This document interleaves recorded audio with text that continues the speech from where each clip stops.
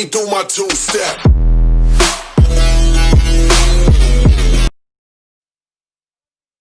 Lagi di Triponcast, Tribun Pontianak Official Podcast, edisi Berbincang Kesehatan, masih membahas tentang Broken Heart Syndrome. Masih bersama dengan Dr. Joy dan Dr. Erik, dan kami masih membuka sesi tanya jawab. Untuk di kolom komentar silakan memberikan pertanyaan seputar kesehatan. Kalau nanti bisa kami diskusikan di sini, akan kita coba jawab sesuai dengan pengetahuan medis kita, medis dokter ya. Saya bukan dokter soalnya.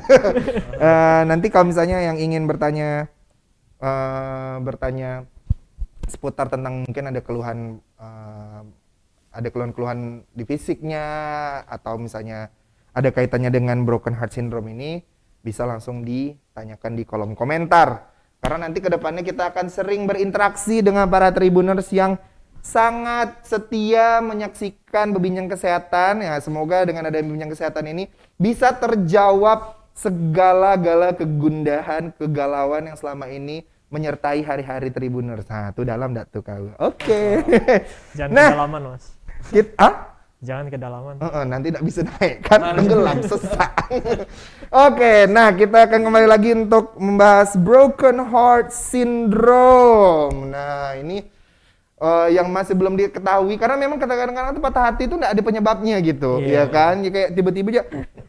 Karena saya tadi seperti saya bilang di awal tuh, kalau kita ngomong tentang konsep sebuah patah hati itu tidak hanya kita patah hati karena kita ada hubungan dengan orang lain terus kita putus gitu, atau misalnya yang biasanya berpasangan jadinya single kayak gitu. Tapi kadang-kadang kita menyukai sesuatu atau misalnya broken, karena sekarang ini kan eranya ini ya, era-era mengidolakan idol K-pop gitu. Ternyata idol K-popnya misalnya nih tidak keluarkan album atau apa gitu, atau misalnya sakit, itu kadang-kadang fansnya sesedih itu ya. Sesedih itu gitu. Iya, Bahkan idolanya aja yang ulang tahun di mana, yang dirayain di mana gitu kan. Itu kan sebuah itu kan juga bisa happy heart syndrome juga kan, karena kalau emosionalnya tidak bisa tadi kita tidak ada manajemen stres yang baik, kayak itu hal yang mungkin menurut orang itu tidak logis gitu kan. Kenapa kita harus bersedih atas orang yang mungkin tidak kenal kita gitu. Tapi kan orang kan punya rasa tertarik yang berbeda-beda gitu kan. Nah, kalau kita ngomong tentang orang-orang ini, nah ini jadi siapa sih yang bisa terkena? Akan ada pertanyaan ini lagi. Setelah berapa minggu pertanyaan ini tidak ada, pertanyaan ini kembali lagi. Pertanyaannya saya tidak suka. Siapa saja yang bisa terkena sindrom atau siapa saja bisa terkena broken heart syndrome? Oke, jadi gini. Siapa aja yang bisa terkena broken heart syndrome? Sebenarnya jangan tegang gitu dong. Santai mas. Turunin dulu, Mas, jangan sampai tegang. Oke. Ya, jadi sebenarnya untuk yang bisa terkena broken heart syndrome ini sebenarnya semua usia bisa, tapi Semua usia. Tapi 90%-an kasus itu terjadi pada wanita. Wanita yang udah menopause, ya udah umur 60-an, 50-an ke atas, ya udah menopause. Gitu. Oh, that's sad. Iya. Okay. That's all. Like, Mom, are you okay? Don't be broken heart. What do you want to eat? Oke, kenapa dok?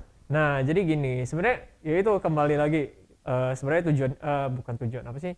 Penyebabnya nggak jelas, tapi case-nya ya. Iya, tapi disinyalirnya teorinya karena ya sama kayak yang heart attack ya. Orang-orang yang udah menopause itu dia hormon estrogennya udah lebih rendah. Padahal hormon itu ada fungsi memproteksi jantung. Oke. Gitu. Jadi hormon memproteksi jantung itu kalau udah menopause sudah rendah dan risiko lebih tinggi untuk terkena si sindrom ini. Jadi kalau kita membicarakan ini berarti faktor risiko ya. Berarti faktor risiko ke semua orang bisa gitu. Tapi untuk wanita yang menopause cenderung lebih rentan gitu ya. Iya. Oke. Wow, tapi kalau kita bicara tentang semua orang gitu, berarti bahaya juga ya buat anak-anak juga ya. Dok ya, misalnya kayak usia-usia tadi kalau kita mungkin kayak remaja, tapi kalau misalnya anak-anak kan juga punya tingkat sensitivitas yang tinggi juga kan. Misalnya kayak kita ada bahas kemarin yang pas kita bahas tentang psikologi yang di minggu lalu itu, jangan nakut-nakutin anak-anak gitu kan. Bisa jadi trauma yang berkepanjangan kayak gitu. Betul. Wah. Sedih ya ini ya ternyata. Sekalinya tahu ternyata kasusnya itu kan 50 berarti ya umur-umur mungkin sekarang Tribuners mungkin boleh mencoba membahagiakan orang tua ya. Ini adalah penyakit untuk kita. Oh, kita tahu nih ada penyakit ini nih. Iya. Gitu. Dan sebaiknya open discussion ya. Maksudnya kayak mungkin di Indonesia ini agak sedikit pastinya ada kesenjangan informasi yang komunikasi nih untuk menyampaikan informasi hal-hal seperti ini kepada orang tua atau orang tua yang menceritakan kondisinya kepada anak-anak gitu. Karena kan kalau kita bicara tentang menopause ya dok ya, kan it's not an easy thing. Mama udah menopause nih, kayak oh oke. Terus what we can do? Lalu gimana nih kan kayak gitu kan. Tapi mungkin bisa dijadikan ini ya, bisa kita lihat apa yang bisa kita lakukan untuk membuat orang tua kita dalam keadaan tanda kutip baik-baik saja, normal gitu, hidup normal pada umumnya. Jadi jangan sampai ada kayak sedih berkepanjangan gitu, jangan mengecewakan orang tua gitu. Karena broken heart itu kan beda-beda lagi kayak saya bilang tadi. Kalau orang tua jadi jangan heran kalau orang tua tuh kan kadang-kadang random gitu ya. Jadi kalau ya kan true, agree. Somehow today dia fine aja, besok tiba-tiba dia kayak unmood gitu. Terus tiba-tiba kayak atau tiba-tiba ngide gitu, yuk kita jalan-jalan when you have a lot of work. Kayaknya bosan nih di rumah nih, kita jalan gitu. Atau tiba-tiba kepikiran pengen makan ini nih when you really busy on your laptop. Tapi ya gitu tadi, but again untuk menghindari hal ini, karena kalau kasusnya seperti ini, I do care bahwa sebagai anak atau yang Tribuners yang masih berpasangan dalam usia yang 50-an ke atas ini, mungkin pasangannya boleh memperhatikan bapak-bapak Tribuners yang memperhatikan istrinya lebih dalam lagi gitu. Ini ada di film Korea nih kejadian ini nih. Ada film apa Reply 1988. Oh, enggak tahu saya. They have a episode itu yang ngebahas tentang menopause. Nah, jadi pas dokter Joy bilang, oh relate nih, karena pada episode itu kayak roller coaster gitu ibunya. Tiba-tiba sendiri, tiba-tiba ngobrol sama semua orang, ya kayak gitu kan. Oke. Menarik ya. I think you guys can watch it. Drama Korea ada yang kayak gitu juga ya Mas ya? Ada. Saya kira selama ini kayak ada yang alien itu. Wah. Atau nanti ceritanya dia dokter-dokter di rumah sakit dia begitu kerennya. Terus dia nyanyi bikin band. Dengan nama penyakit yang aneh-aneh entah.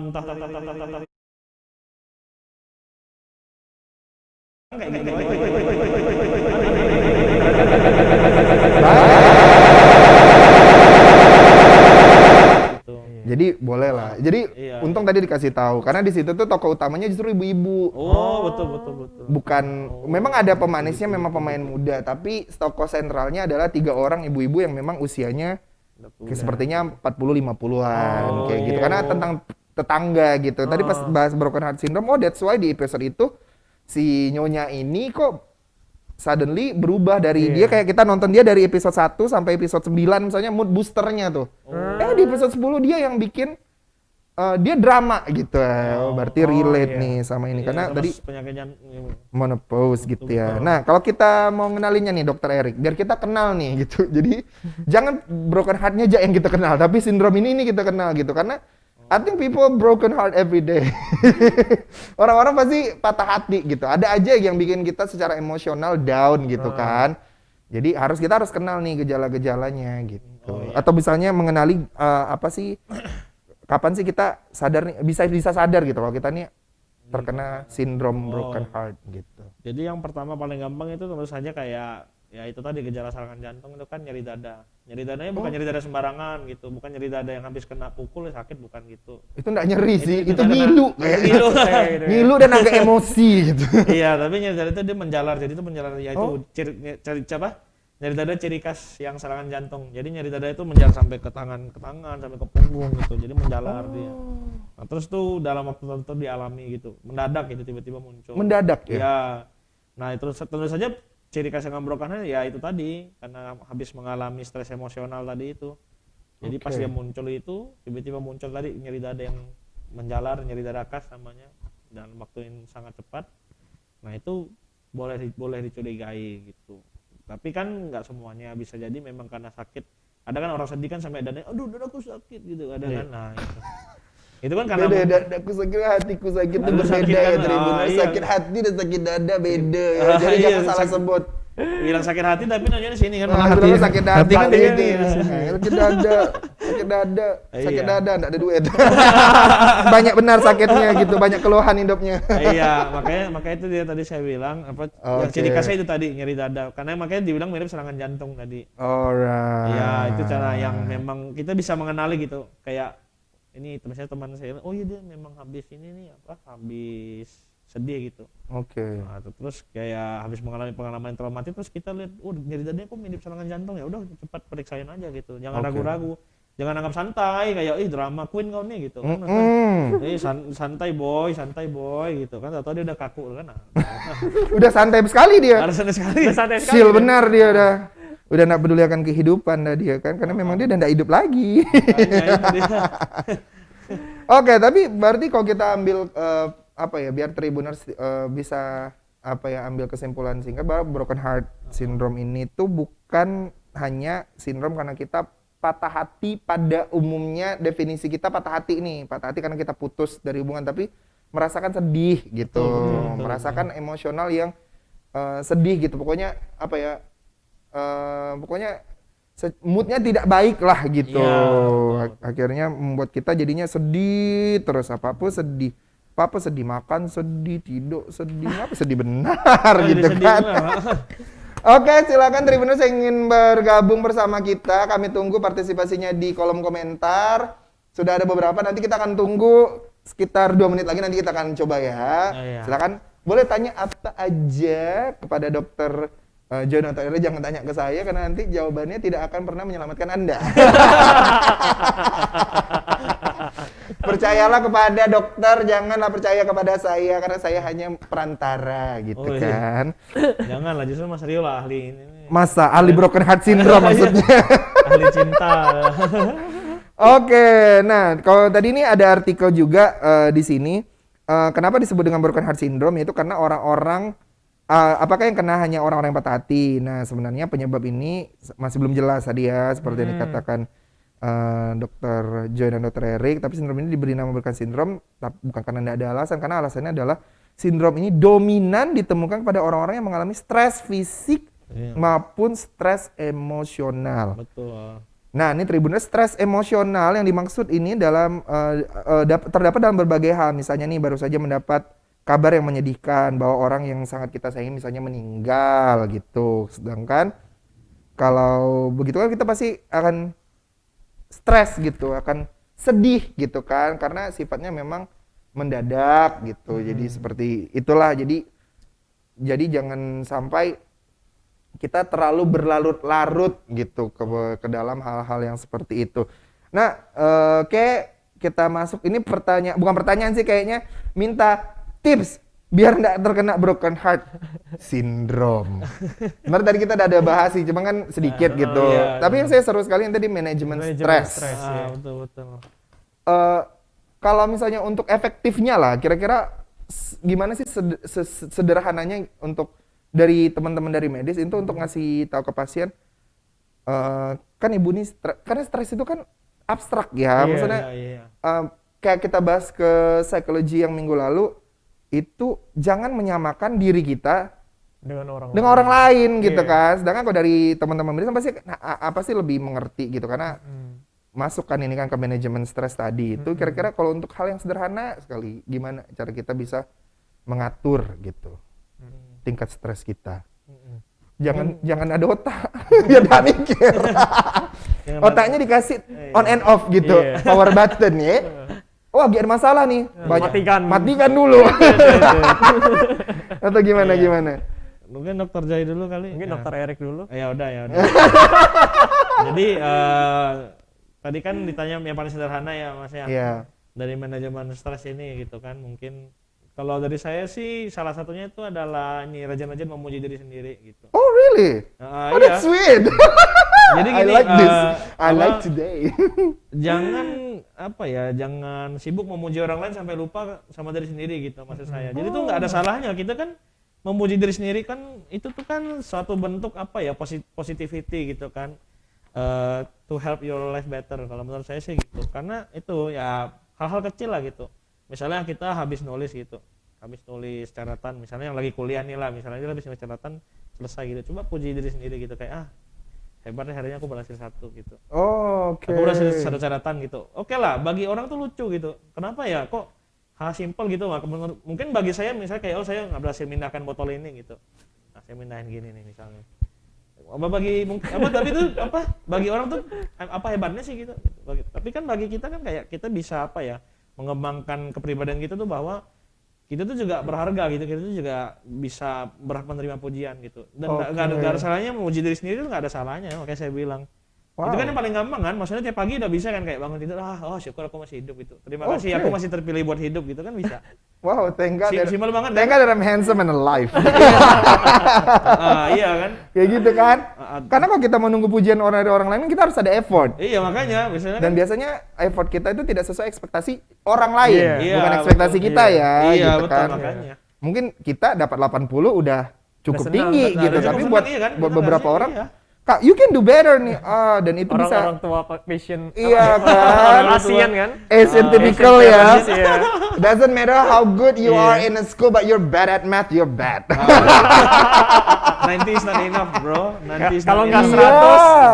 100, 90s kalau not nggak enough, 100 man. Kalau udah nggak 100 enggak. Nah itu tadi makanya kan karena udah mulai, kalau kita dari kecil kayak udah diajarin dari kecil kita berusaha memuji diri sendiri, kita menghargai diri sendiri, nanti itu bisa dialurkan, positivity itu bisa kita salurkan ke orang lain. Oke. Jadi misalnya That's kayak ya anak-anak kecil lah, misalnya Dek tolong ambilin ini dong gitu, makasih ya, Makasih ya. kok kamu tahu sih barang ini, kok kamu hebat sih gitu. Wow, nice. Padahal kan jarang kan orang muji kayak gitu kan, maksudnya kayak dia cuman gitu doang Pak, nggak usah terima kasih lah gitu, cuman gini doang Pak, apa sih hebatnya gitu. Berarti kayak mungkin kesimpulannya adalah mulai untuk mencintai diri sendiri dulu. Iya betul. Bukan artian membanggakan diri, tapi membangun positivity, membangun hal-hal positif dari dalam diri sendiri Iya, dulu betul, gitu. betul. Sehingga kalau kita udah terbiasa dengan hal positif ke diri kita sendiri, kita bisa itu pasti akan coming natural gitu ya, secara Iya. alami akan kita tularkan ke orang lain. Betul Sehingga sekali, iya. kita pastinya tidak akan stres, jadi kita juga bisa membantu orang untuk mengurangi tingkat stresnya dia, Iya, betul. gitu. Kalau ada Dokter Joy, that's really nice. Kalau saya sih kayak sama aja sama Dokter Erik ya, cuma gini ya, selain untuk memuji diri sendiri, juga kadang perlu mereward diri sendiri gitu ya. Misal habis baca bahan kuliah, satu Silver Queen. True. Gitu. Terus apa ya? Sebenarnya gini, kalau untuk manajemen stres itu penting biar kita bisa berkembang gitu kan. Kalau nggak stres hidupnya selalu di comfort zone kan, kapan lagi kita bisa berkembang gitu ya. Benar. Kadang-kadang stres itu muncul karena otak itu tuh terlalu mumet gitu. Kayak terlalu banyak hal yang harus dipikirkan, yang harus dikerjakan. Nah, kita perlu suatu saat calm down gitu ya, perlu tenang suatu saat sendiri di kamar gitu ya, tapi jangan sampai depresi gitu ya, masih di kamar. Tapi dalam artinya adalah untuk menenangkan diri ya. Dalam artian untuk merefleksikan diri gitu, bukan tiba-tiba diam terus kayak benar-benar diam gitu ya. Tapi maksudnya punya waktu untuk untuk merefleksikan apa yang udah kita capai. Jangan fokus kepada apa yang bikin kita gagal, tapi kita udah kita capai nih sampai kita sekarang kayak gitu. Nice. Sama bikin urutan. Jadi kita pikiran-pikiran abstrak itu harus diurutkan. Jadi kita benar-benar mengenali, mengidentifikasi stresor kita atau apa aja sih harus kita kerjakan. Oke, ini 1, 2, 3, ini prioritasnya lebih penting yang mana? Yang lebih apa yang kita bisa korbankan dengan konsekuensi yang paling rendah gitu. Maksudnya kita perlu meditasi, introspeksi, melihat ke diri sendiri lagi gitu. Berarti di breakdown lagi gitu ya. Apa yang menjadi hal-hal yang mungkin karena kan being stress itu bukan coming naturally ya. Biasanya memang nggak ada orang yang tiba-tiba lahir stres gitu. Itu kau yang stres, nggak ngerti gitu. Biasanya stres itu muncul adalah ketika kita memang mencoba untuk menantang diri kita nih. Ke hal-hal yang untuk harusnya itu improve ourselves better gitu. Tapi karena tadi self love-nya kurang juga memuji diri sendiri, kurang juga memberikan penghargaan ke diri sendiri. Jadi kita sibuk untuk mencapai tujuan kita yang mungkin kita nggak sempat buat memperhatikan diri sendiri gitu. Apalagi kalau kita ngelihat melihatnya tuh dari sudut pandang orang lain. Iya, apalagi ekspektasinya terlalu tinggi. Iya kan, betul, dia kan? mungkin gini nih, it's okay gitu to have a big goals gitu ya. Tapi jangan samakan goals kita di orang lain gitu. Misalnya nih ada teman kita, mungkin ya ini kan anak-anak yang kayak transisi dari SMA mau ke kuliah nih. Wah kan kadang-kadang ada nerd one, ada yang take it easy one, betul. happy go lucky one gitu kan, kayak ya udah belajar yang penting aku senang ke kampus, happy gitu. Tiba-tiba kumpul lah dia dengan Sinar bilang, aku sih harus kuliah 3 tahun setengah nih, aku nggak mau tahu. Sedangkan dia yang kayak yang tadi mungkin nggak punya set goals nih, ayolah kita sama-sama gitu ya, mungkin karena dia tujuannya goalsnya itu ya gitu. Betul, Yang kita tadinya awalnya mungkin dari SMA terbiasa slow, terbiasa let it flow gitu kan, tiba-tiba kayak push gitu kan, itu kan kayak kaget kan. Jadi kalau sebisa mungkin lah, knowing yourself is the better step to start everything gitu ya, untuk manage your stress life gitu ya, Tribuners. Jadi jangan sampai kita membiasakan diri untuk mengklasifikasi hidup kita di standarnya orang lain kayak gitu. Dia kaya karena dia punya handphone tertentu. Dia sukses karena dia udah punya rumah 3. Dia kaya karena dia punya tanah di mana-mana gitu. Aku mau jadi kayak dia nih ya. It's okay to have that dream. Tapi you need to know that how far you can go with that gitu. Jadi seberapa jauh kita bisa capai itu gitu. Kayak tadi mungkin memindahkan ini, mungkin ya bukan memindahkan, mungkin kayak ini ada nih hand sanitizer, like thank you. Mungkin buat orang it doesn't mean anything, tapi buat kita makasih loh, saya pikir ini nggak boleh dipakai. Ternyata boleh gitu kan. Betul. Karena kita apalagi kalau di kondisi sekarang kan everything gets really sensitive gitu, dan everybody can, maka saya bilang di masa kayak sekarang broken heart syndrome ini pasti bisa sangat terjadi karena banyak sekali sekarang mungkin orang yang kehilangan pekerjaan. Betul. Yang kehilangan pekerjaan ini bukan hanya karena dia baru 1 bulan 2 bulan ya kerja, mungkin udah 15 tahun, 20 tahun, yang cinta sekali sama pekerjaannya gitu. Betul. Tapi karena situasi dan kondisi yang tidak memungkinkan harus di-cut dari perusahaan, itu kan juga menimbulkan stres yang berkepanjangan ya. Apalagi kalau misalnya tadi ternyata kasusnya banyak ditemukan di wanita-wanita yang udah menopause. Makanya. Sometimes we don't know gitu. Especially yang kebetulan Tribuners yang orang tuanya masih ada ibu. Itu bukan sesuatu hal yang di Indonesia, itu bukan suatu hal yang lumrah untuk diceritakan, soalnya itu masih hal yang tabu. Betul. Tapi dengan adanya Triponcast kita kali ini, semoga teman-teman bisa mengenali gitu nih. Mungkin orang tuanya suka mengeluhkan, nih kok dada mama sering sakit ya. Mungkin boleh hibur ya orang tuanya. Boleh berbagi sedikit rezekinya, jangan mementingkan diri. Kalau ini you have loved yourself, now you can love your family. Oke, gitu. Jadi it's okay gitu, tapi harus tahu dulu juga what you do. Jadi jangan memang kan orang tua kan pasti sakit-sakit gitu. Jadi jangan kayak gitu ya, Tribuners ya. Apalagi kalau kebetulan nih kita bahas tentang itu orang tua ya. Jadi saya namain dikit gitu. Jadi kadang-kadang kan saya pernah lihat video yang agak viral itu kan kayak ini. Dia kayak menjawab ini, misalnya kayak orang tuanya bilang, kamu kan udah mama besaran dari kecil gitu. Misalnya orang tuanya bilang, mamanya bilang ini, kamu kan udah mama besaran dari kecil. Harusnya kamu ini dong, hargai aku dong, itu kan aku ngasih kamu makan gitu. Tapi yang di video itu dia tuh kayak ngejawab gitu loh, kayak balas. Omongan mama itu kayak, lah kan siapa suruh mama ngelahirin aku gitu. Aku ngelahirin kan nggak dipilih sama mama gitu. That's kan, so bad. Gitu kan. Jadi kan saya mikir-mikir, astaga gitu, kok mau ya dia menjawab dengan kayak gitu. Saya mikir, harus kalau mamanya udah bilang kayak gitu, berarti ada yang salah di situ. And also selain tadi self-reward, self-love, self-reflection, terus ada juga tadi ada apa yang kata Dr. Joy tadi ya, memuji diri sendiri, self-pride ya, self-pride. Don't go waste yourself to watch something stupid on the internet. That's it. Stop making stupid people famous. Makanya. Because you're gonna watch stupid things every day. Jadi saya kaget tuh. Jadi jangan dijadikan stres untuk kita menonton hal-hal yang tidak baik, tidak mendidik. Benar makanya. Oke, untuk menutup sesi kita kali ini masih ada pertanyaan, kalau memuji pasangan, Dok, otomatis ya kalau kita udah, tapi pastikan kita memuji diri sendiri dulu. Iya, benar makanya. Baru kita Iya. muji pasangan kita gitu. Iya. Nanti pasangan kita ternyata nggak malas muji. Alah cantiknya gak kau hari ini. Mang kau.